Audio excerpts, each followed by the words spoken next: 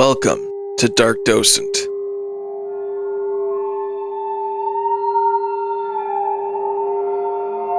My name is Jake. Join me as I guide my friend James down the paranormal rabbit hole, attempting to prove the authenticity of a new case each week. Today's case, the Flatwoods Monster.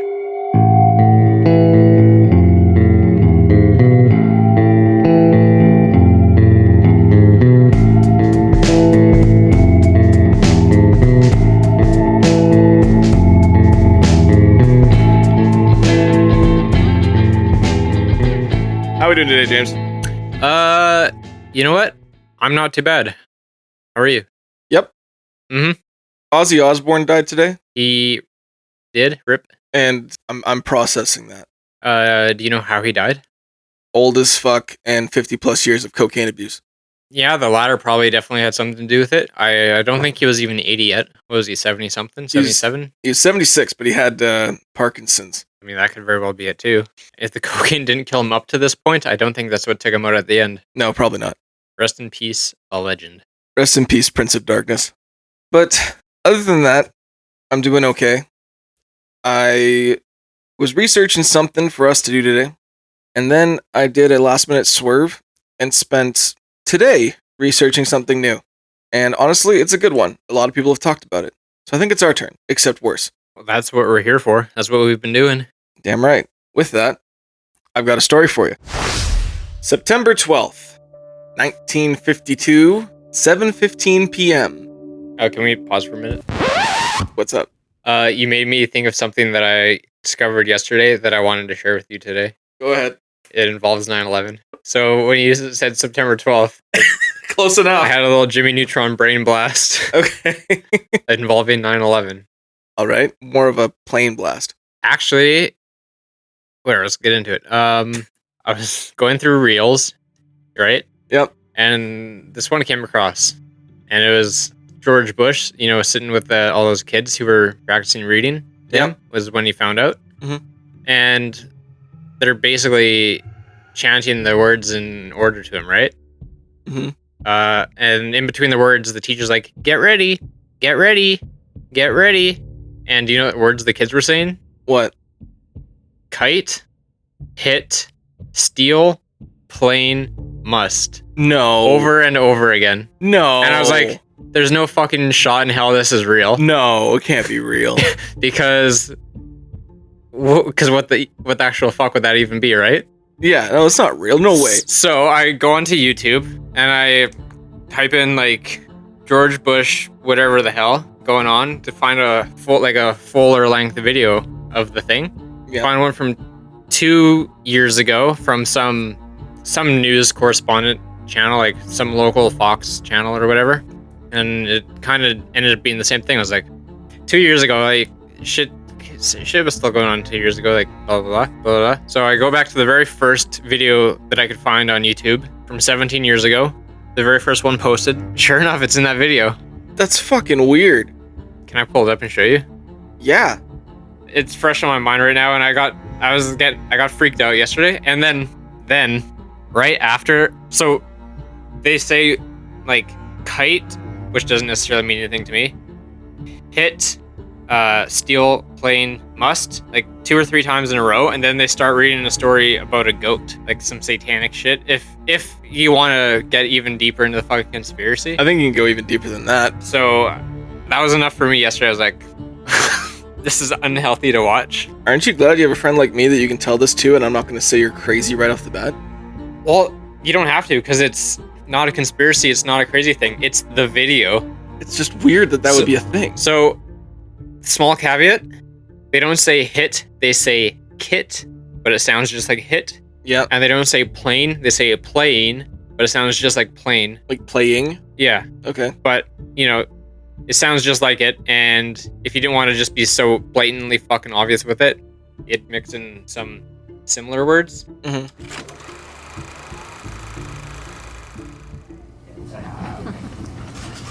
Get ready to read all these words on this page without making a mistake.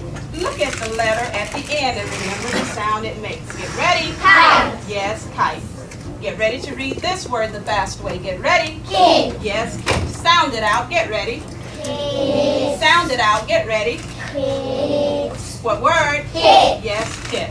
Boys and girls, sound this word out. Get ready. Seal. What word? Seal. Yes, steal. Read these words the fast way. Get ready. Play. Yes, playing. Get ready. Must. Yes, must. Let's read these words the fast way without making a mistake. Get ready. Kite. Yes, kite. Get ready. Kit. Yes, kit. Get ready. Seal. Yes, steal. Get ready. Plane. Yes, playing. Get ready. Must. Yes, must. Boys and girls, pick your reader up from under your seat. Open your book up to lesson 60 on page 153. Fingers under the title of the story.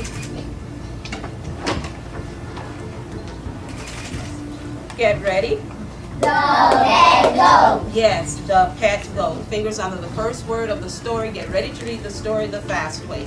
Get ready. A girl had a pet goat. Go on. She liked to go running with her pet goat. Go on. She played with her goat. Try it again. Get ready from the beginning of that sentence. Get ready. She played with her goat in her house. Go on. She played with her goat. Isn't that fucking nuts? To quote you from an earlier episode, this podcast is bad for my mental health. Yeah. I wish I never saw it. I'm gonna be honest. I've never heard that before. Neither have I. You That's think- creepy. If I saw that on TikTok, I would have been like, that's AI. Yeah, and I've never actually looked into something before. Yeah. This is the first thing I thought. I'm actually just going to double check because this is a little too weird. And sure enough, the earliest video I could find on YouTube with minimal research is that one from 17 years ago. If there was nothing to that, like the fact that nothing's even hidden, makes it more believable. And it's so creepy with the kids chanting and the teachers going, get ready, get ready, get ready. Kite, hit, steel, plane, must. Also, you notice the steel plane, like that part's fast, but the rest of it was slowed down, then fast, slowed down, then fast, then hit, then the plane steel part was fast, but she didn't do the slow part. Yeah, so like I did read a few of the comments because I couldn't help myself. And I don't know if any of this is real because I don't know the first thing about Satanists or the satanic cult. Mhm. But the comment was saying like basically Satanists have to say what they're doing for the rituals to work. I've heard something like that, but I've heard it like they have to say it in a different language. They can't just say it in English. I've heard it's like a Latin. That's what they do with the Latin chants. They're basically just saying what they're doing, Right. but I don't know. Another one's like basically you can't get up or can't go or do anything until the ritual is done. Mhm. Whatever that means, whether that whole entire thing was a ritual or not, I got no idea. But it's just fucking weird and creepy. I don't like it. I don't like it either. Man, I don't want to do a 9/11 episode. It would be like a 10-parter, and it would be the end of us. Either the CIA will get us, or the energy drinks will get us, and Yeah, or we'll get ourselves. We'll be so fucking scared. yeah, it just would. It's not good. It's not good. That's why we talk about monsters and ghosts and stuff like that. Something just rubs against my leg, but it's the cat, thankfully. I think. Yeah, it's the cat. I don't even want to talk about what we're talking about today. I'm sorry. My You- mind's been derailed. I'm like, oh fuck. it fucked me up yesterday. I'm gonna be stressing about 9/11 now. It fucked me up. I also told Mason about it today while we were just sitting around doing nothing at our old shop waiting. Yeah, Just because I like nothing to do, may as well tell him about 9/11. and Mason's like, you've been hanging around with Jake too much. And now you're looking into weird shit too. Oh, he was just like, what the fuck? Well, he is a listener to our podcast. Hi, Mason. That's still nuts. I can't get over that. That's nuts. All right. Tell your friends. Well, with that, you want to get into today's episode? Yeah, September 12th, 1954. Close. September 12th, 1952, 7:15 p.m., West Virginia. Freddie and Edward May are playing on the playground with a few other kids. Tommy Heyer, who's 10, and two other unnamed boys. Freddie is 11, Eddie is 13. As they're playing, one of them looks up in the sky and says that there's a shooting star or a meteor coming down. They all look up and they see a glowing red, pear-shaped object flying down over the sky. As it's going over them and down towards a hill, it stops, goes straight, and lands on top of the hill near the town. Apparently this landed near a farm owned by a man named Bailey Fisher. Now they thought it was a meteor. They still thought it was a meteor. One of the May boys actually said, "Hey, meteors are full of gold. We can go up there and get the gold." One of the other boys said, we could actually go up there for a geographical study and hand in the scientific parts of it. So they went and got the May boy's mom, Kathleen May. When they go get Kathleen, their distant cousin, Eugene Lemon, is also visiting. Eugene Lemon is an 18-year-old boy. He's also a member of the National Guard. So they round up some flashlights and they start going up the hill. As they're leaving the town, a few other boys have seen the group of people going up the hill and they say, "Hey, we saw something in the sky too." So they all come along. Even the community dog of Flatwoods joined the group. It's like something out of the Goonies. And they start going up the hill. The other boys that join them are Neil Nunley, who's 14, Ronnie Schaefer, and Teddy Neal, who are both 10, and Eugene led them up the way with a flashlight. As they were going up the hill, they noticed a pulsating light on top of the hill, kind of glowing red and then dissipating. They start making their way up the hill, and as they're going up, they see a warm fog mist that's kind of starting to cake the hill. It's apparently greenish, and it has a sickening sulfur smell to it. As they're going up through the hill, the dog starts barking and sprints up the hill out of reach of the people. And all of a sudden it comes back whining, tail between its legs, and it won't go any further. One of the young boys starts to get scared, says he'll stay back with the dog. However, that first group, they continue going. So Eugene, Kathleen, the May boys, and I believe one of the other boys. As they go up further, though, the mist began to get more concentrated. The smell got worse. And they began to hear like a sizzle sound, which Kathleen described as like a frying bacon. And when they made it to the top, they see it. A large, pulsating red and orange object. It's pulsating cherry red and then to like a really faint orange, back and forth. They also began to hear like a mechanical whirring sound. As they're looking at this object, one of the boys points out that there's some eyes in the tree, about 50 feet to the left of the object. They all think it's like maybe a raccoon. So Eugene points his flashlight towards the eyes. Turns out this thing is not in the tree. They see a 10 to 12 foot being with circular eyes that are shooting yellow beams out of them. It seems to have like an ace of spades sort of collar behind its head. Its head is perfectly circular and blood red. The rest of its body is almost like a long plaited skirt hanging from the creature. It also has two short skinny arms that are clawed, and it reached for them, began screeching, and floated towards them. Eugene screams, drops the flashlight. Everyone's yelling. This creature's like within 50 feet of them. Apparently, as this creature floated towards them, it apparently started to spit up an oily substance that started to trail along the ground. It also started making like a thumping sound, almost like a motor with a knock. Everybody began sprinting, getting out of there, and they ran back down to the hill, terrified. This creature has lived forever in not only cryptozoological lore, but also UFO lore. James, have you heard of the Flatwoods Monster? No, I don't, but it sounds terrifying. It is. This thing is super famous. It's like in the same vein as the Kelly Hopkinsville goblins. Like once you start getting into the weird stuff, these guys are like the upper echelon of famous encounters. Have you ever heard of anything like this before? Big, round, red head. What kind of claws do you say? Short, thin arms with claws sticking out of it. Yeah. And it had what looked like a plaited skirt going down from the body, a perfectly round red head, circular yellow eyes shooting beams out of it, and what looked like maybe a collar that's shaped like an ace of spades. No, I think this is the first time I've heard of anything like that. Although I feel like I can picture it pretty well. Well, lucky for you, I have a photo. Of it? Picture. But yes. An illustration. An illustration. But this was done by one of the reporters that investigated this area. Hopefully it was better than the lizard man drawing. It is. This is the sketch of the Flatwoods Monster. Spooky. It's weird. I can't tell if it looks familiar or not. I might have seen something like it somewhere along the lines. It is in a lot of pop culture. The Flatwoods Monster has been in video games, covers of albums. There's been songs written about it.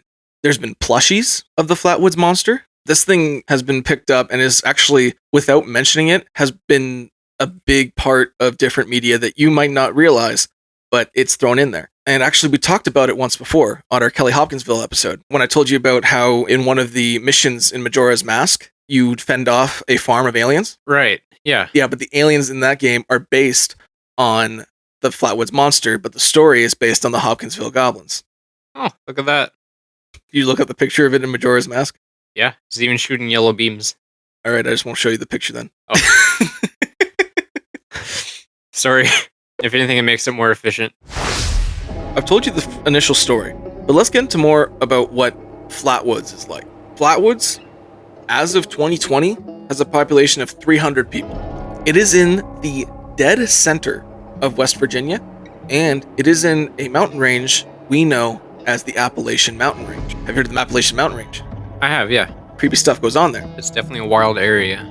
It is. And this is right just outside of the Appalachian Mountain Range, but it's within a mountain range that connects to it. So this is like a super mountainous, hilly area, and then Flatwoods is kind of one little flat part of the mountain range where they made the town. And Flatwoods is not strange to like its stories of paranormal activity. In the coming weeks up to this event, UFOs were seen all the time. Strange creatures were seen all the time. There's actually a story a few weeks before this event where a farmer thought that his barn was getting broken into because he saw a bunch of lights. When he broke out of his house with a shotgun, he saw a flying saucer over his barn. So he did the logical thing and fired several rounds at it before it flew away. Yeah, of course. I would do the same thing. Exactly. Stuff like that, weird things happening in Flatwoods, pretty common amongst the people, to the point that they're almost apathetic towards it. Do we think that the glowing pear-shaped object was a flying saucer? Well, a flying saucer, the term's used kind of Loosely. It's more of a pear-shaped object, according to them. But this was considered a UFO. The way it had intelligence, it kind of stopped and landed on top of the hill. It didn't crash. And also, as we get into the story, you'll learn that these aren't the only people that saw this object that night. And not even in the same city. So the whole group got home around 8:45 p.m. They're all freaked out. They don't know what they just saw. It just shook their whole reality. And according to reports, they began getting swollen throats, burning eyes, nausea, convulsions, and even the dog ran past them, puked all over the veranda, and died as it got back to town. Radiation poisoning? Kathleen May took her boys to the doctor, and they said the conditions were similar to soldiers exposed to mustard gas. Ooh. Now let me tell you why that's all a lie. Please do, before I start speculating too wildly. So, the sulfuric smell is true. That is something that's in a lot of stories. Okay. However, this gained media attention really fast, kind of like Hopkinsville. And reporters would flood the town. And if they couldn't get stories from the actual people who saw it, they'd just take stories from anyone they could see. And then if they didn't like those stories, they twisted a bit to make it a little more appealing to the audiences.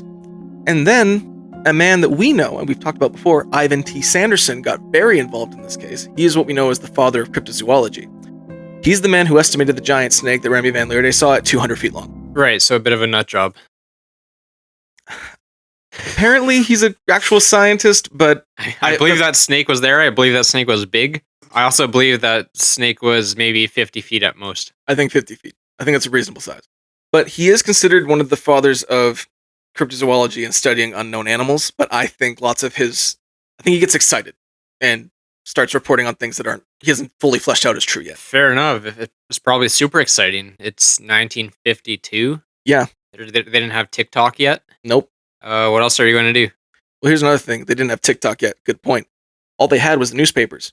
So whatever was in the newspaper was seen as gospel. Yeah. Why would they lie to us? Well, yeah, the research is whatever you read. Yeah. So it's whatever they put out. So I kind of get, like, if he read that in the papers, as usual with most things, I blame the media. But not us, though. We're not media. No, we're not media. We're What are we? scrubs. We're dudes in a basement with a below average IQ talking about things that might not be real. Well, when you put it that way. Sorry, did that bring us down a peg? I'll have you know that I've never taken an IQ test. So it's like Schrodinger's IQ. You are both dumb and smart at the same time. Yeah. I might be stupid, but I'm not an idiot. So we know that that isn't true. But the smell is consistent. When everyone started describing this thing, it's extremely outlandish. Kathleen May and Eugene Lemon are the ones who talked about the plated skirt. So like, if you saw that drawing, it looked more like a human-ish drawing. Like it had shoulders, it had sort of a waist. The drawing almost gave it like a feminine outline. I was going to say it looks more like a dress, and it looks, I guess you could kind of describe it as an hourglass shape. Yeah, because they heard plated skirt or plated dress, and it's just like a robe with a belt midway down on it, is what it seems like, which would give it that shape. Yeah. However, the May boys, who were closer to the creature and got a better look and didn't run away as quick, because apparently they were petrified and stood and stared at it for a moment before it started going towards them. Eugene actually freaked out, dropped the flashlight, and ran. And Kathleen apparently was also running at the same time, but the boys looked at it for a moment longer. They claimed that it wasn't like a dress. It was shaped more like a V2 rocket. It looked almost like straight up and down metallic, and the bottom part didn't look like a dress. It looked more like mechanical tubes coming down. Did a booster just hit the ground and freak him out? No, this thing made sounds, and we'll get into why there's more than just this is just a rocket. This actually leaned towards, screeched at them, and chased them. Also, those eyes were starting to shoot beams after they put the flashlight on it. Could it have been a bear? We do know they do stand on 2 legs. This one's standing on no legs. Oh, Bear's out. no bears for this one. That's too bad. Not yet, at least. I'll find a way to shoehorn them in. This is more of an alien case, buddy. You can't shoehorn bears at all in this one. Watch me. But don't worry, we have other animals we can shoehorn in. Aliens, you can't be serious. Okay, now you're stretching it. Leave that at the lizard man. Yeah, cut that one out. I don't want to get rid of the rest of our audience. The amount of people who tell me now, Christopher, you can't be serious, pisses me off. I'm glad I could affect your life in that way. Thank you. As stated, the boys saw more of like a rocket type shape, and it came down with like tubes near the end. They also said this thing didn't seem like an organism. It seemed mechanical. I have been picturing a pretty mechanical thing so far, with like classic cartoon halogen light bulb eyes shooting yellow beams out. They claimed that it almost looked like something was inside of it, operating it. And there actually is some reports that support that. They also claimed that before they saw it, it was pitch black. All they saw were the eyes in the trees. And when they put the flashlight on it, Eugene Lemon claimed that it almost powered it on. It started to glow green in the body and red in the face, almost like the light powered it up. This actually led it to having another name, the Big Green Monster.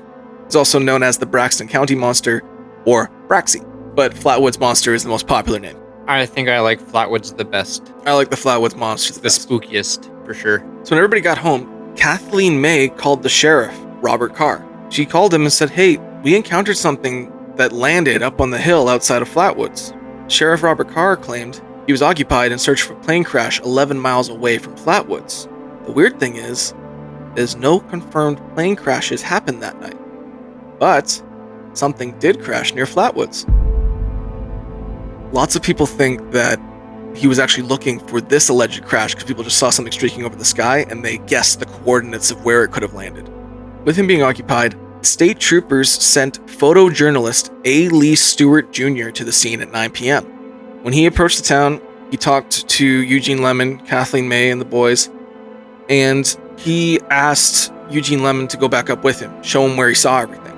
This is only an hour after they saw the creature. So Eugene, apparently begrudgingly, agreed. So Eugene gets his flashlight, goes back up the mountain. It's dark now. And as they go up, A. Lee Stewart also reports the strange sulfuric smell. And as they get near the top, they found a strange gummy substance on the ground, matching the description of that oil they saw dripping from what it could be maybe its mouth. They also found strange tracks or skids around the area. They were apparently a foot wide each and 12 feet apart.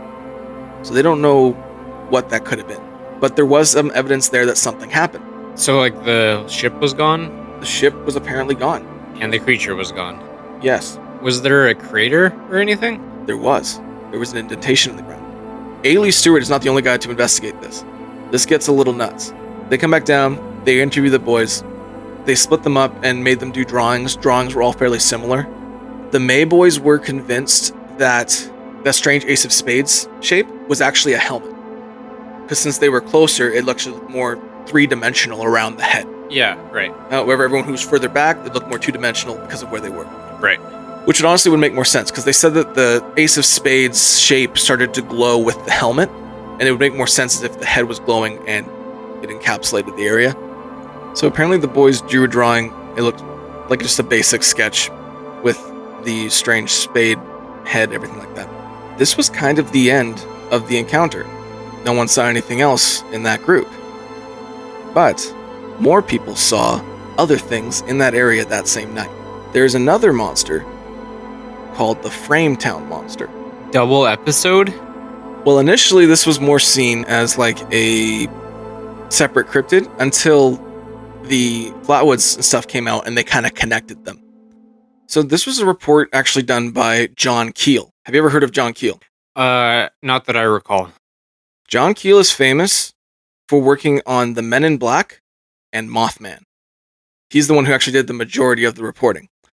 And he's actually a pretty dependable source because other reporters around him that were rivals to him did it more for the money and were known to hoax and call their stories kooky just to get more attention. He did this more for the love of the game. If he heard something weird, he was going to it. John Keel reported that there was a strange encounter the next morning. Initially, the report was given anonymously, but we now know the names.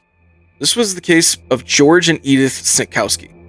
The next day, early in the morning, September 13th, 1952, 20 miles away from Flatwoods, they were driving through a rural part of the state, between Frametown and Gastown, when all of a sudden, the Sinkowski's car just turned off. Power, everything done, stalled. Unusual, but George decided, I'll just get out, see what's wrong with the car. So he gets out of the car. His wife Edith stays in the car with their young child. He puts the hood up. Nothing seems to be out of the ordinary.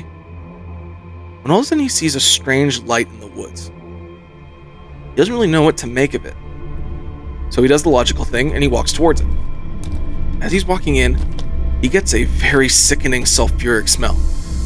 He kind of falls down to the ground a bit and just gets back to the car. This was too much for him. All of a sudden his wife screams and he turns back and sees a 7 to 10 foot creature floating towards him.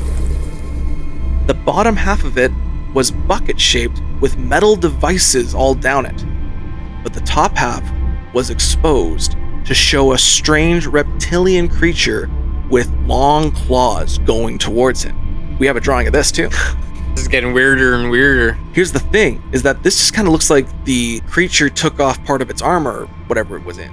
Here's the Frametown Monster. Yeah, that's odd, isn't it? But see how the bottom half? It looks like it's definitely in something. And these people didn't know about the Flatwoods Monster yet. This was like hours after. People have even like lined it up with the Flatwoods report and compared them. So here's the creature side by side with the Flatwoods Monster. Spooky, lines up pretty exact. A little too exact, in my opinion, and a little too coincidental that this is happening only 20 miles from the area that they initially saw the Flatwoods Monster. Things just floating around, freaking people out. Yeah, but here's the thing, it wasn't a glimpse. George got back in his car, feeling sick, and this creature floated around their car for several minutes, peering in through the windows with strange reptilian eyes. This thing just kept looking in the windows, skulking around their car, circling them. It's gotta be pretty far away to appear in the windows if it's 12 feet tall. Oh, this thing apparently was like bending down like this, just skulking. Oh, I get it, leaning over. Yeah, this thing went right up to their car and just started leaning in, looking at them all around their car. Creepy as shit. I'd say so. And apparently after this was all done, he just stood back up and wandered right back into the woods, like nothing ever happened. Kind of reminds me of Oscar the Grouch. Yeah? Looks like he's in a old steel garbage can. Poking out. Like if Oscar the Grouch had a like nice haircut. I wouldn't say this thing's got a nice haircut. I guess if he has alopecia or something. What are you thinking so far about these two cases? How are you feeling about their authenticity or these people telling it? And do you think they could be correlated? Well, I definitely think they're correlated. It's 20 miles apart, 10 hours apart, with virtually the same thing being seen to a degree. The lizard man was floating too, right? Yeah. Just half in the trash can. Yeah, like half in the trash can. And they reported him at 7 to 10 feet tall, while the Flatwoods Monster was reported 7 to 12. Yeah. But he didn't have the helmet or anything on. So that would decrease the size a bit. Yeah, it's a pretty pointy looking hat that it's got on there. As for the authenticity of it, I mean, quite a few people have said they've seen it in a very short period of time in different places. That's something. Also, this thing is so weird, you know? Like, why would you describe something that looks like this? Yeah, it is such a weird thing to describe. It's even weirder there being a lizard man inside of it. Yeah. Or a reptilioid or a reptoid or... As you coined it, reptilioid. Yeah, reptilio... yeah, fuck. Yeah, reptilio... Yeah, like reptil... Take a breath. It's hard. I can't. That's why we say reptilians. Well, I say reptilioid. That's a phrase that I've coined, and no one can take that away from me. Look at that. You just need a little bit of spite and anger to pronounce it right. Yeah. These witnesses here were not the only witnesses that night. We have more. Did any of the witnesses have a camera in 1952? No. Actually, in 1952, I don't think even cable had come this far yet. When we investigated Hopkinsville, yeah, they had just got cable TV in that region. Before that, Kentucky didn't have cable TV. You have electricity and radio. That's it. Yeah. When did War of the Worlds first get played over the radio? That was in the 1940s. In the 40s? Yeah. A lot of people thought that was real. Yeah, because that was actually because of a tape delay. There was like a delay in a show, so the War of the Worlds actually came on earlier than it was supposed to. So that no one heard the part that said, "This is a scheduled show that you're all supposed to hear for your dramatization and listening pleasure." They didn't hear any of that. They just heard Orson Welles start going into fucking, "That's horrible, everyone's dying and it's the end of the world, the saucer has landed." And then everyone started freaking out and jumping out of their buildings. Fun little tangent. However, Stewart found other witnesses. A farmer adjacent to the Bailey farm saw a red light where the monster was reported to be seen. He actually thought it was a forest fire. So he got his binoculars and tried to take a better look at it, but eventually the light dimmed out. And he just thought nothing of it. Fire's out.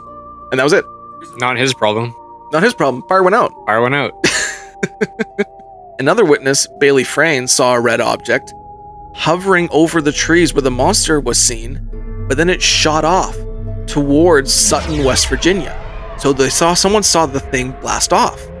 Remember that was the thing you had with Hopkinsville? No one saw the ship blast off. Yeah. This one, we have a witness who saw it blast off.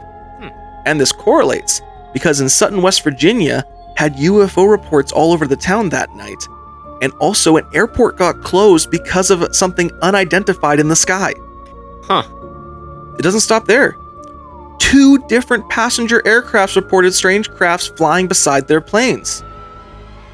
The same night, over Charlestown, West Virginia, a B-29 bomber crew said that a fleet of strange aircrafts, estimated at 9, floated around their plane for 15 minutes.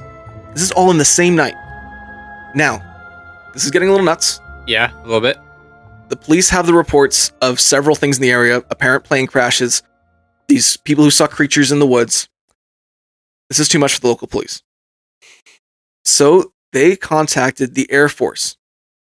The Air Force actually had a commander in the area. He was the commander of the West Virginia National Guard, Dale Levitt, and he was there looking for the same plane crash that the other officer was looking for that apparently went down in the area. This was covert. We only know this because we found it out later. Right. And I'll tell you why in a moment. Dale Levitt went to the hill with 60 armed men and split the group into 2. One was going up one side of the hill, the other was going up the other side. This was at 1:30 in the morning. When they got to the top of the hill, they found dirt, leaves, and wood, all with the strange, greasy substance that smelled like sulfur. Tree tops were broken, indicating something came through the trees. There was also a 20-foot indentation in the grass where the object was said to land that matched the size of the apparent object that the other people saw. They also found strange metallic fragments, and the locals around the area found strange plastic material that could have come off the ship. He was told to send it to the Pentagon fast as he could. Apparently, they were all going to get tested, and they were going to get back the results real fast. I bet they never did. We have not heard a single thing. We are still waiting from 1952. You know why? Because this attracted a group that we've heard of before. Project... YMCA. No. Oh. Project Blue Book. Back at it again, covering shit up. Saturn was in the sky that night. There were swamp balloons with gas. That explains the green gas. And the round head. Is that it? Is that you just figure it out? I think so. Well, I guess roll credits. That ends what I'm telling you. And then the glowing, like the brighter and dimmer, was the candle inside of the balloon. Because, candles, they get brighter and dimmer. Mm-hmm. That's a wrap. That's actually better than what Project Blue Book came up with. Given their track record, that's not too difficult. It isn't. But this is 1952. Project Blue Book had just opened up. It had just started this year. So this is like one of their first big cases. Ooh. And Project Blue Book actually found some interesting stuff. And they wanted to look into this further. J. Allen Hynek actually said himself that he thought something was here. He's the head of Project Blue Book. The Air Force denied any further investigation. Said, no, we figured it out. You want to hear Project Blue Book and the Air Force's final decision on what happened? Yes, please.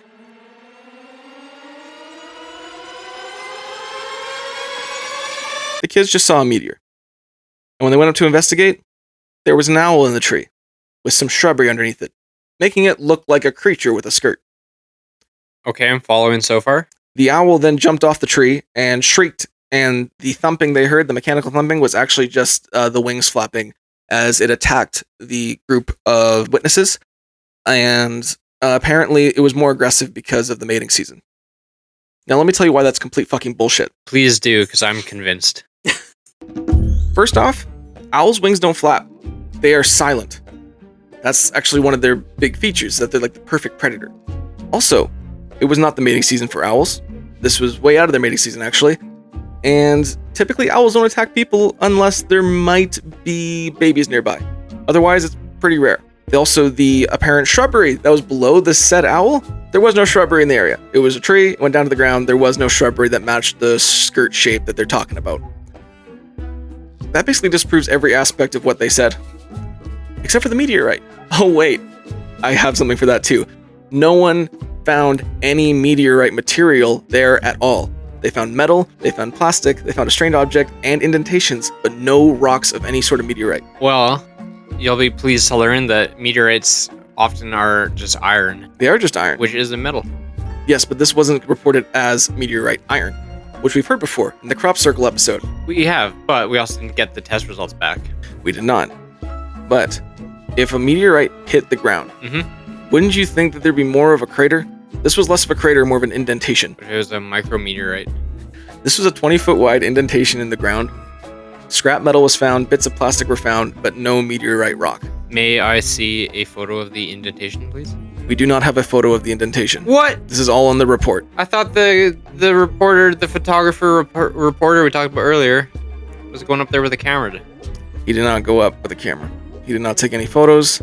No one has any photos. We do have a report from an actual commander that was in the area of the National Guard. Are there any photos of the broken trees? There's videos online you can find of people who have snuck in the property and filmed some of the broken aspects of the trees, but it's not very tantalizing. They just, hey, there's some broken branches. Right. But it's also 50 years later. Yeah. So here's the other thing, though, is that we've had samples tested that have come back with meteorite iron being the answer. Why was there no answer for this one? It was just taken and never heard from again. If it was meteorite iron, that would write it right off. They'd love that. They would just say that. Yeah, fair enough. But we don't have the test results. We do not. Which means they most likely found something that we shouldn't know. But it doesn't end there. James, have you heard of the Gastown Monster? It's the same thing. Back at it again. Back at it again. With the white vans. Back at it again with the strange floating bucket. About a week after this, Kathleen May received a letter that said, "The UFO seen over Flatwoods, West Virginia was merely experimental rockets." And at the end of the letter, it stated that she is not allowed to tell anyone anything about this event in a very threatening manner from the Pentagon. But it was not signed by any personal person. So if it was nothing, why are they threatening her, telling her not to say anything about it? If it was test rockets, how come they didn't come out and show us the results that it was test scrap iron rockets? Also, at first it was all declared to be a meteorite. If a rocket actually crash landed, it would leave a lot bigger crater. This did not leave a big crater, just an indentation in the ground. So none of this really adds up. Or does it? Does it? Yeah. I'm waiting. Maybe it does. And I'll tell you. The United States military, Air Force, whatever, they do have experimental stuff that they test, and they need to keep it a secret, right? Yep. Would you agree with that so far? Yes. One of the descriptions did involve tubes and stuff on it, as if it were like a rocket or something. And there was Buddy looking for a plane 11 miles away. Maybe a plane carrying an experimental rocket accidentally dropped the load and it crash landed there on top of the hill. Maybe it was a... Sorry, did any of those kids die or get sick? No. Okay. So it wouldn't have been like a biological weapon with green gas in it then? No. Yeah, so military plane carrying an experimental rocket, maybe they accidentally fired it or it fell or something, and then somehow they got it out of there right quick, and then that would explain cover up and hush letters being like, don't you fucking talk about it. It's a secret. Can't let Russia know. Maybe it was their first attempt at like a Liberty Prime from Fallout. Fuck. The big robot. So, you're thinking, and I like that, but you're thinking wrong. If a rocket landed, why did it not crash? This thing was still together.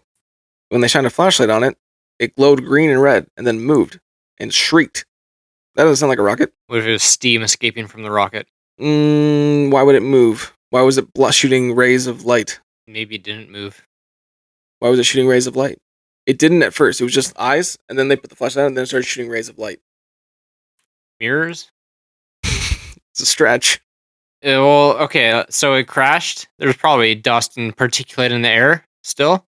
It wasn't described as a windy night. Shine the flashlight, it hits a couple concave mirrors. Boom, those beams are redirecting through the dust. It looks like beams of light. So then what was the other object? What other object? That was the other part of the rocket. The pear-shaped object. Yeah. Okay, so what rocket is pear-shaped? Experimental one. It is a stretch. It is a big stretch to me that was a rocket.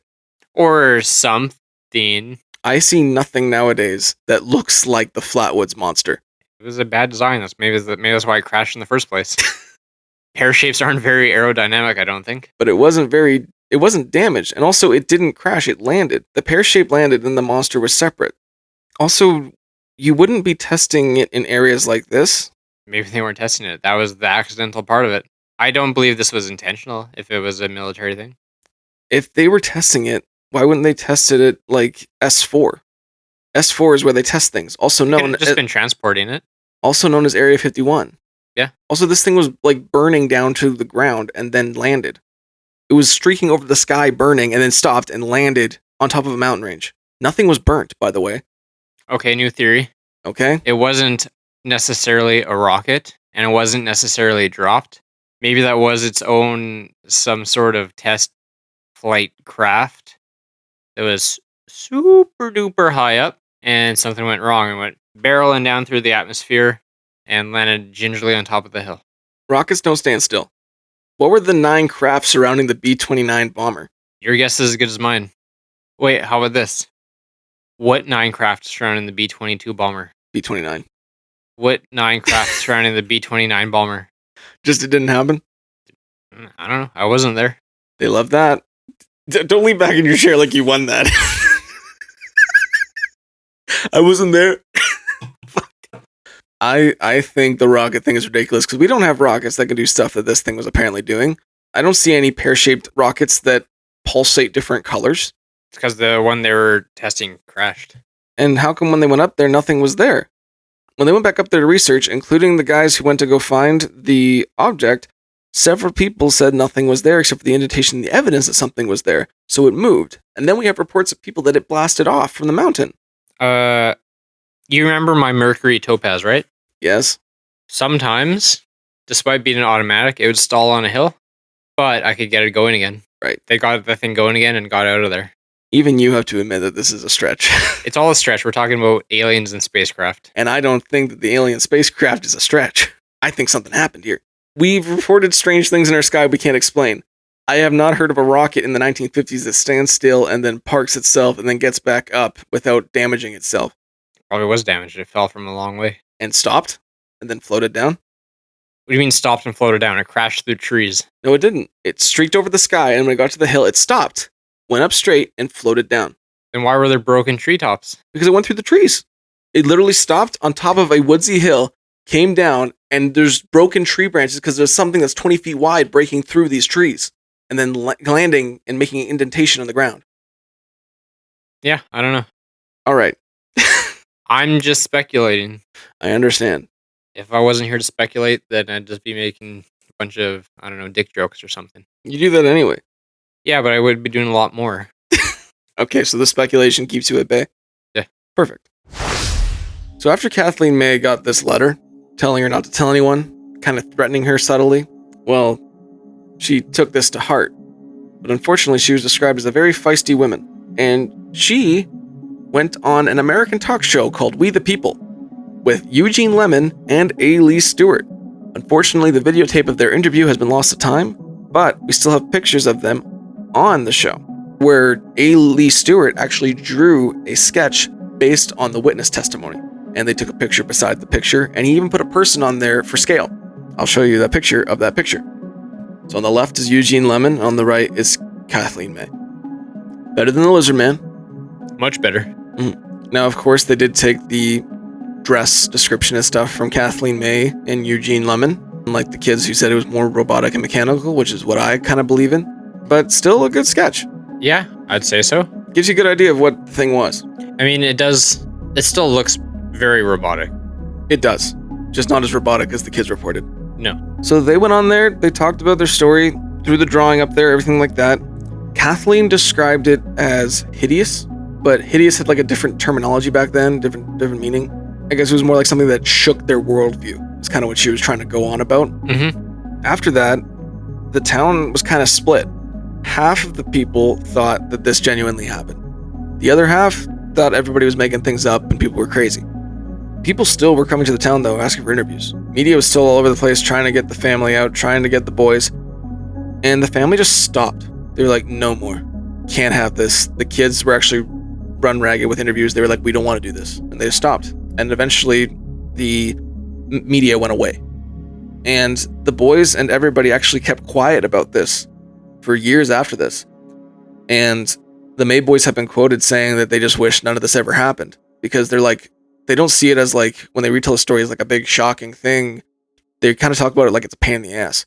Like they're like, this happened. We saw what we saw, and we were just tired of being ridiculed, so we'll just be quiet about it. But yeah, we did see it. They're still to this day say they saw it. They're in their 80s now. And in the last 50, 60 years, I've only found 2 interviews with them.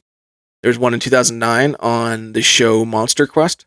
One of the boys was interviewed where he claimed after this event he didn't go outside for 3 months. He was afraid to go outside. He locked himself inside, didn't want to go anywhere. Kids in the neighborhood didn't walk to school by themselves anymore. They were asked to be walked to school.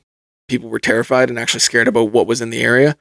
And the next interview wasn't until 2019 when a really good YouTube channel, Small Town Monsters, did a documentary on them. Have you heard of Small Town Monsters? I have not. They're like a YouTube channel that does only documentaries on UFOs, cryptids, stuff like that. They do really good work. And they did a really good job on the Flatwoods Monster and actually got the May brothers to come out for an interview. It took them some convincing, but when they came out, they were just like, they're the ones, that documentary is where they confirmed it didn't make us sick. It didn't kill the dog. It wasn't mustard gas because they were tired of the lies, but they were so small town, they didn't want to just go to all the media outlets. It was like an uphill battle for them. Yeah, so they just said, fuck it, whatever. Actually, a quote from the documentary was, "The dog didn't die. Well, we hunted groundhogs several times after that with that dog."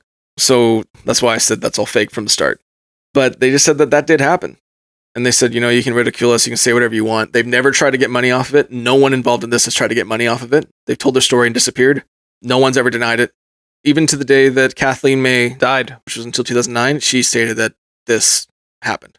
And this is kind of where it stayed until a book came out by a man named Ben Mesrich. Have you heard of Ben Mesrich? No, sir. He's the one who wrote the book, The Social Network, about Mark Zuckerberg. Right. Okay. And for some reason, he got really interested in UFOs and decided to write a UFO book. And he brought up an interesting theory. The book is called The 37th Parallel, The Secret Behind UFOs.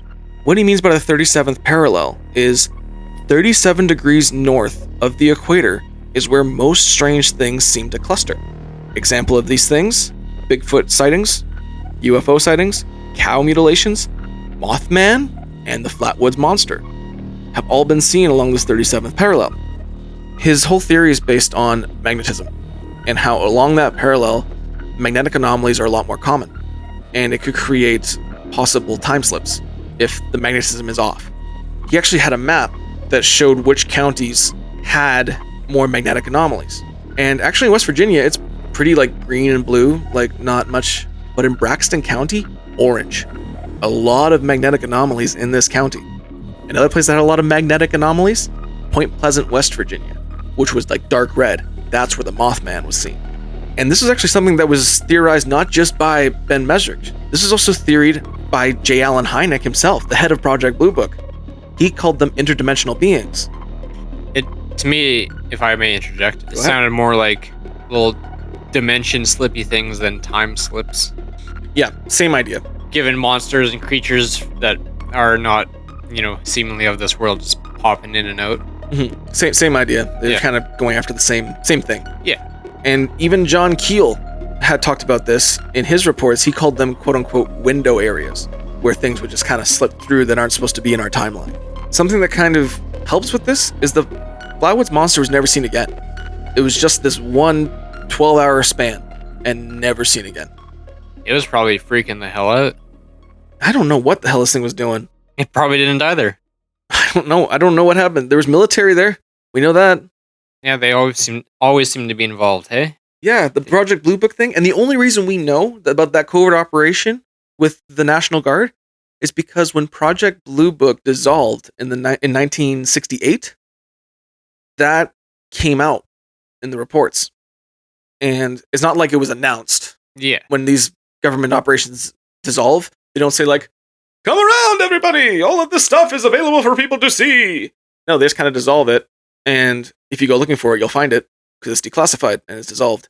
But this was something in Project Blue Book reports. And Project Blue Book still said it was an owl shrubbery, but that's been proven kind of wrong. And the head of Project Blue Book disagrees with this. With that ends my case on the Flatwoods Monster. Would you like to get into theories? Please. Theory number 1. It was a navigational beacon. So they're claiming that there's navigational. They're claiming that there's navigational being. Not so easy, is it? Reptilioid. Still beating you. People claim that there is navigational beacons in the area, which there are, to help guide aircraft. But the closest one to Flatwoods is 2 miles away. The hill was only half a mile from town. So doesn't really line up. Also, people would know what that thing looks like because they could see it. It's there all the time. It's not new. They wouldn't be all rushing up the hill in the middle of the night. I guess it wasn't the middle of the night, it was evening. It was the evening, but it became night as they went up. Yeah. Yeah, so people have kind of debunked that because the closest one is 2 miles away, the next closest one is 5.5 miles away, and the next closest one after that is 20 miles away. So it probably wasn't that. We had the Project Blue Book excuse, which it was a meteor, followed by a barn owl with shrubbery underneath it, and the thumping was the wings flapping, and it was defending its nest, which all has been debunked. But no one has, from the government, has just argued that. Everyone's like, if we've literally debunked every part of that, and then they're just like, yep. Yeah, they're still pretty good at that, hey? They're really good at that. They're very, very good at that. Oh, yeah, it's just this thing we said and not any of the objections you have to the Epstein files. The Flatwoods Monster deleted itself. The next theory was about the gummy residue that they found up there, that weird oil substance.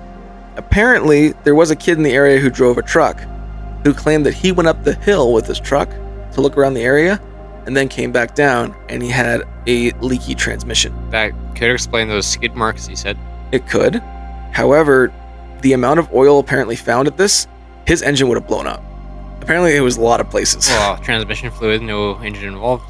Also, the amount of oil found and substance was found on the leaves, trees, not just the grass. So he didn't drive it up a tree. Probably not. Probably not. Also, this guy, as far as I know, has remained anonymous. I've not heard anything about this person. There's no name to it. There's more names to people talking about there was a monster in the woods than there was a guy in a truck. And the last theory, it was a sentinel or a drone sent from another planet, hence the mechanical being of such. That's kind of what the May boys thought it was. They thought it was like a sentinel, because it didn't look like a thing, or maybe something inside it was operating it, but they're basing it on what they saw. And that kind of just rounds it out with the rest of the theories of it was an alien creature that was seen that night. What are you thinking about everything I've given you? There's a lot of stuff here. There is. It's hard to know what to think of something so weird. There's a lot of people that said they saw it in multiple spots, as well as you said flight cancellations, stuff just going weird there. And that one person said they saw it take off. Yes. And I believe she was close to the Bailey Fisher farm as well. Mm-hmm. So that's suspicious. Government getting kind of involved. Getting very involved. And samples being sent to them and no one ever heard back. Mm-hmm. No one else got any samples? No. This was in the early 1950s. This is all about trusting the government and the Red Scare. Trust your government, or else the commies will get you. Maybe it was the commies. You think it was the commies? Not really. You look so disappointed. I'm not fully counting out the idea that it could have been some experimental military aircraft or rocket or something like that. Yep. I'm not going to fully count that out, even though, who knows? Mm-hmm. Doesn't really sound like it, given everything else. But, it was a long time ago. You weren't there. I wasn't there. You weren't there. The game of telephone has existed throughout time and history. Yes, but I've gotten all this report from the source. I haven't gone through like any other stories. I've gone to interviews with the actual people. I've avoided the media. I've gone from like the initial voices and quotes from the people. And I've actually taken out, as I usually do, try to take out all the bullshit. And I've even proven to you that the big part of the story that everyone was sick and the dog died, that's like a big part of the story, isn't true. And the experimental craft thing, I could get that. But you can show us the results that it was. Like, if they tested it all, they could tell us it's oil, it's this kind of metal, it's from this source, because they have done that. But they didn't do it for this, they just hid it away. I mean, who knows why the government tries to keep stuff classified that they do keep classified? Who really knows, but sometimes it seems like there's no rhyme or reason and just keep stuff that way just for the sake of keeping it that way. You want to know another reason why I don't think this is ours? Sure. Project Blue Book. Mm-hmm. They're not going out there for test stuff. Project Blue Book was classified. People didn't know about Project Blue Book. We only found out about Project Blue Book in the late 60s. Project Blue Book was sent out by the US government if there was an anomaly. But that's the fun thing. There are so many departments in the US government, and all of them have secrets from one another, that it's very possible that they're just trying to investigate themselves. It could be, but Blue Book was up there. Blue Book was like a very classified. What are these, like black book projects? Is that what they're called? Black book projects? The stuff where there's no proof of money goes missing from government to go to fund these. Are they just called black projects, or what are they called? I'm not sure. But all I know is Project Blue Book was there specifically to handle anomalies in the air. Yeah. And if Project Blue Book is sent somewhere, it means the US government thinks that there is something that is anomalous, possibly from outer space. That's what they're there for. That's their goal. And their mission statement was to cover it up. Yeah. J. Allen Hynek has come out and said this, because once it dissolved, he actually came out and was like, I was told to cover up lots of this stuff. And his quote, I believe, was 80% of it could be explained, but there was 20% that couldn't. And that's still thousands of cases. So, and even the ones that were quote unquote explained, this is considered explained with an owl. Not really explained. Continuing on. If it was like some sort of portal or dimension, whatever the hell you'd even call it, I don't know, and the thing that's kind of popped into our existence, it was probably freaking the fuck out. If it's in some spacecraft and it's got its own little version of a space suit that it's going around in, probably like, what the hell is going on? There's all these little weird things looking at me. They don't look anything like me because I'm a lizard man. These big tree plant things are weird as hell. Gotta get out of here. Yeah. I don't know how the government would be instantly looking for whatever it was already. Well, that was because the police contacted the Air Force. Right, but and buddy, who was you said the one guy was already in the area looking for it as well, though. Dale Levitt, the commander of the West Virginia National Guard, and the sheriff Robert Carr were looking for a crashed airplane that was reported by civilians. So that people saw this thing streaking through the sky, and then thought that there was a plane crashing. Oh, okay, yeah. Fair. And the thing is that if you look at reports and you can go back and see records, no plane crashes that night. Right. So there wasn't a plane that crashed. But there was that this. they could find. Well, no, like it's not even like, because you can be like, this plane took off here and then disappeared here. Yeah, no, yeah. So there's no report or record of a plane crashing that night. But there's several reports of strange objects in the sky from several people. 2 passenger planes and a B-29 bomber, which has, I think, 8 to 10 crew members on it. And they saw it for 15 minutes. Where do you think it went? I do not know. Back where it came. So, like, if it came from space, then sure, I guess it could go back into space. If it came from another dimension, unless it came here on purpose, or was this is so fucking weird, or was like hopping dimensions and somehow accidentally landed in this one, well, then it could hop away, I guess. But if like you said, Buddy Boy was talking about the magnetic anomalies. Yeah. If it something like that somehow dragged it in here, then presumably wouldn't just disappear. You think it would be stuck here? Well, maybe it could find a way back. I'm thinking that if based on the reports of this thing, it's probably far more advanced than us. Well, I mean, yeah, probably. Pretty weird looking spacesuit, if you ask me. Well, it's probably a good spacesuit for it. Yeah. It might not be a good spacesuit for us. Yeah. Here's the thing: is that in Congress and higher up officials have been talking about travel with flying saucers, UFOs, and the thing they always say is, don't think of it as a travel through space. Think of it as a travel through time or a dimensional travel. It's less of a location to a location and more of a click of a dial. So these things could flick back. Maybe it like needed some sort of repair. Maybe it was working on something and then it did blast. So there was witnesses who said it blasted off. Maybe it went back and then found some other way to get it back home. But we don't know. It's also not the only creature of its type reported in this area in this time.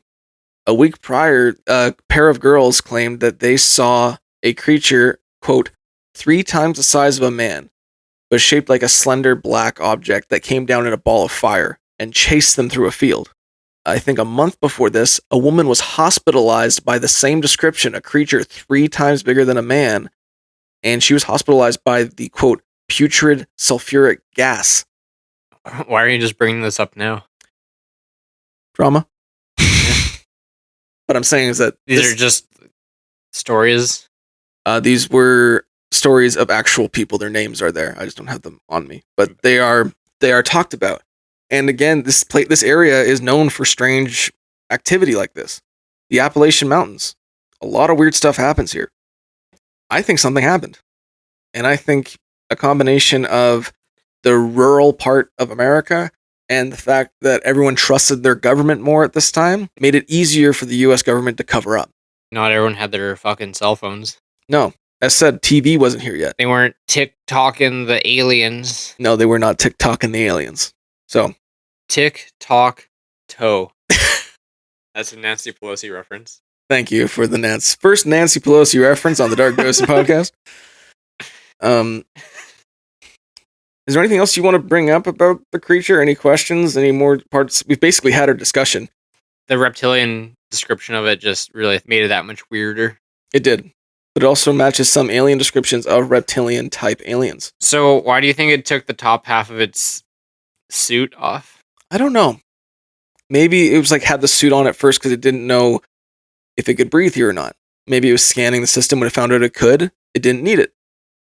And who knows what the bottom looked like. Maybe it was easier to travel on that bucket-like thing instead of walking around. It doesn't know if there's any poisonous plant life or strange animals. If it's floating around on that big thing, it might be easier to get around. It's rocky terrain there. Maybe make it easier for it to get around. Yeah, like this seems like a very utilitarian type spacesuit in a way. Okay, it floats, so you don't have to worry about the ground below you. It's got eye beams that shoot out light so you can see whatever if it's dark or light. You're basically enclosed in armor. Mm. And then, your robo arms or whatever to come out and do the shit without actually it being you. Mm. So although it looks funny as hell, it could be a very practical That's the thing. exploration spacesuit or whatever. Maybe not spacesuit, but like other worlds. Yeah, I mean, it looks funny to us, but maybe to them it looks like normal. They probably think our astronaut suits would look hilarious. Obviously, no one would know, and obviously it's just nothing, but it almost looks kind of like serpent-like. Yeah. Some say that there's serpents like in the bucket, Yeah. but we don't know. That's just assumptions. And a lot of people take the Frametown aspect of this case and they blow that part up. Like in the Monster Quest episode from 2009, they don't even show you the original stuff. It's all the reptilian part because it looks scarier. And that episode actually scarred me when I was a kid. I saw that episode when I was in 2009 because I found Monster Quest on Shaw on demand and it had all the seasons. So I was like watching through it and I was like, Flatwoods Monster, that's a new one. I've never heard of that. I watched it and I didn't go outside for a month. Actually, like it actually scared me and I was afraid to shower because my shower had a window to the woods and I was scared. I had to like cover it up. It freaked me out. So when I was a kid, this thing freaked me out. As an adult, it interests the hell out of me. Well, it is interesting. I'll give you that. Well, James, giving you all I got, we've had our discussion. Yep. Do you want to go to conclusions? Let's do it. James, today on the case of the Flatwoods Monster, we have several eyewitnesses discussing a strange pulsating light in the mountains. We have a group of 7 or 8 people going up the hill and seeing the creature firsthand and the ship. We have several witnesses outside of this group saying they saw the ship land or blast off. We have people all around the county talking about strange UFOs and lights in the sky that day, and we have an airport that stopped launching planes due to a strange aircraft in the sky. We also have military involvement. We have 60 plus soldiers and a National Guard commander going up the hill and finding evidence including a greasy substance, a sulfuric smell, an indentation in the ground, broken tree branches, and metal and plastic scraps, all in a report, all which have been sent off for testing and never heard from again. We have a threatening letter to Kathleen May telling her not to speak of this ever again. We have Project Blue Book and their bullshit reasoning, but the head of Project Blue Book believing that this was an interdimensional being. With all of this, and more in this area, on our scale from 1 to 5, 1 being I'm an idiot, 2 being you're skeptical, 3 being you're on the fence, 4 being there's something strange here, 5 being the Flatwoods Monster was real, and there was something strange that happened in Flatwoods, West Virginia. Where are you coming down to today? Well, based purely off of the description of the numbers, I think today I might be a 4. Let's fucking go! Because it sounds like there was something weird. There was! Sounds like something weird happened. I don't know whether it was necessarily aliens, an interdimensional being, or military thing. Mm-hmm. Something happened, and that something was weird. Alrighty. What do you think about the monster aspect of things? Is there any believability to that at all? I hope so. That'd be cool. Damn right. We're getting to you to I hope so, it's cool. We're getting you to 2.5s on ghosts. We're getting you to on the fences on sea monsters. We'll get you there. We'll get you to be a full-on tinfoil hat believer by the end of this. You're going to turn into me, and you're going to hate everything. I can't wait. It's gonna be great. All right. Thank you for listening, everybody. I am very excited today that I got to prove this to James. I feel redeemed for not proving the Hopkinsville goblins. Yeah, I still don't really buy that one.